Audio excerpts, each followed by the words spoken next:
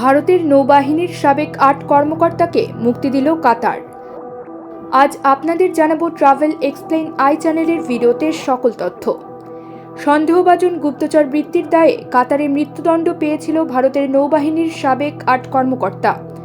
তাদের মৃত্যুদণ্ডও দিয়েছিলেন কাতারের আদালত। ভারতের কূটনৈতিক প্রচেষ্টায় অবশেষে মৃত্যুদণ্ড দেওয়ার প্রায় ৩.৫ মাস পরে জেল থেকে তাদের মুক্তি দেওয়া হয়েছে। গত বছরের ১ ডিসেম্বর কাতারের আমির তামিম বিন হামাদের সঙ্গে দুবাইয়ে বৈঠক করেছেন প্রধানমন্ত্রী নরেন্দ্র মোদী।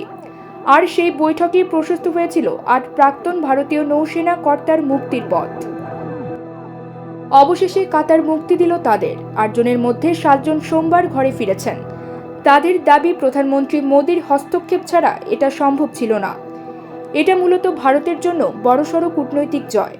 আসলে এই মুক্তির জন্য ভারত অফিসিয়াল এবং ব্যাক চ্যানেল ব্যবহার করেছে। দুবাইয়ে গত ১ ডিসেম্বর COP28 শীর্ষ সম্মেলনের সময় কাতারের আমিরের সঙ্গে সাক্ষাৎ করেছিলেন। কাতারের গুপ্তচর সংস্থা স্টেট সিকিউরিটি ব্যুরো ২০২২ সালের ৩০ আগস্ট ভারতীয় নৌবাহিনীর ৮ জন প্রাক্তন অফিসারকে গ্রেফতার করে। কাতারের সশস্ত্র বাহিনীকে প্রশিক্ষণ প্রদানকারী Dahra global technologies and consultancy services সংস্থায় কর্মরত ছিলেন ৭ জন ভারতীয় প্রাক্তন নৌবাহিনী অফিসার।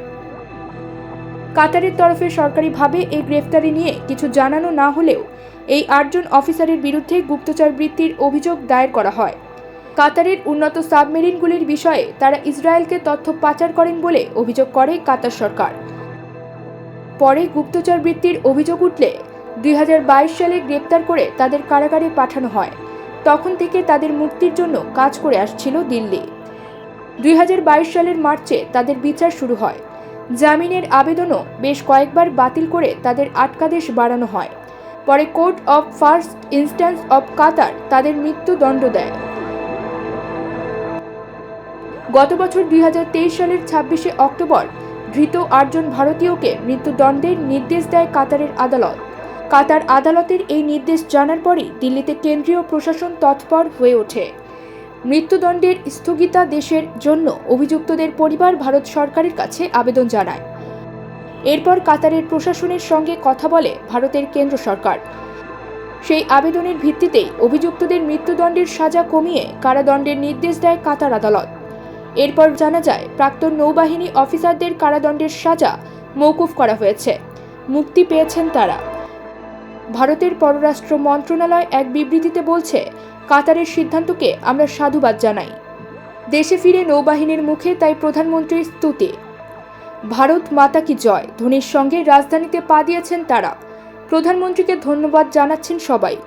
একজন বললেন, প্রধানমন্ত্রী হস্তক্ষেপ না করলে আজ আমরা এই জায়গায় দাঁড়িয়ে থাকতে পারতাম না। তাছাড়া ভারত সরকারও সারাক্ষণ প্রচেষ্টা চালিয়ে গিয়েছে। তার এক সহকর্মী বলেন, ভারতে ফেরার জন্য আমরা 18 মাস অপেক্ষা করেছি। প্রধানমন্ত্রীর কাছে আমরা অত্যন্ত কৃতজ্ঞ। তার ব্যক্তিগত হস্তক্ষেপ ছাড়া এটা সম্ভব হতো না। ওই ৮ জন হলেন ভারতীয় নৌবাহিনীর সাবেক commander Purnendu Tiwari, commander Sugunakar Pakala, commander Amit Nagpal, commander Sanjeev Gupta, captain Navtej Singh Gill, captain Birendra Kumar Verma, captain Saurabh Vashisht এবং নাবিক রাগেশ গোপাকুমার। তারা সবাই ভারতের নৌবাহিনীর গুরুত্বপূর্ণ পদে ২০ বছর পর্যন্ত দায়িত্ব পালন করেন। নেতৃত্ব দিয়েছেন ভারতীয় যুদ্ধ জাহাজের।